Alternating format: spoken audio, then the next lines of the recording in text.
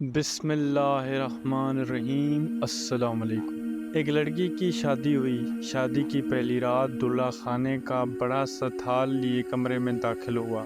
کھانے سے بڑی زبردست خوشبو آ رہی تھی۔ کہنے لگا، آؤ کھانا کھاتے ہیں۔ بیوی بولی، میں نے دیکھا ہے تمہاری والدہ نے بھی کھانا نہیں کھایا، ان کو بھی بلا لو، پھر مل کر کھاتے ہیں۔ شوہر نے کہا، وہ سو گئی ہوگی، انہیں چھوڑو، ہم دونوں کھاتے ہیں۔ بیوی اصرار کرتی رہی پر وہ اسی بات پر اٹل رہا کہ امی کو رہنے دو۔ بیوی نے شوہر کا یہ رویہ دیکھا تو اسی وقت طلاق کا مطالبہ کر دیا۔ شوہر بڑا حیران ہوا۔ اس کے مطالبے پر اس نے بڑا سمجھایا لیکن وہ اپنی بات پہ ڈٹی رہی، یہاں تک کہ طلاق ہو گئی۔ دونوں الگ ہو گئے۔ پھر دونوں نے دوسری شادیاں کر لی۔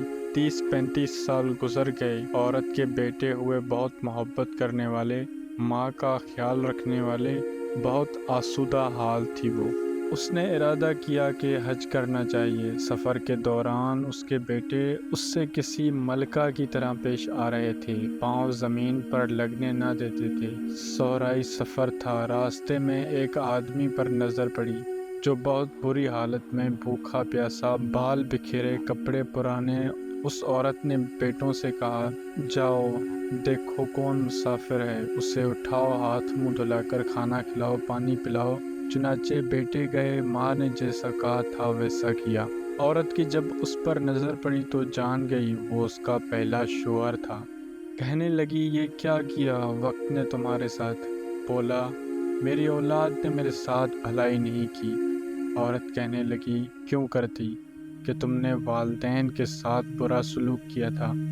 میں اسی دن جان گئی تھی کہ تم ماں باپ کے حقوق ادا نہیں کرتے، اس لیے میں ڈر گئی کہ کل کو میرے ساتھ بھی ایسا ہی نہ ہو۔ یہ دیکھو آج میں کہاں ہوں اور تم کہاں۔ ماں باپ کے ساتھ برا سلوک اللہ کی نافرمانی ہے۔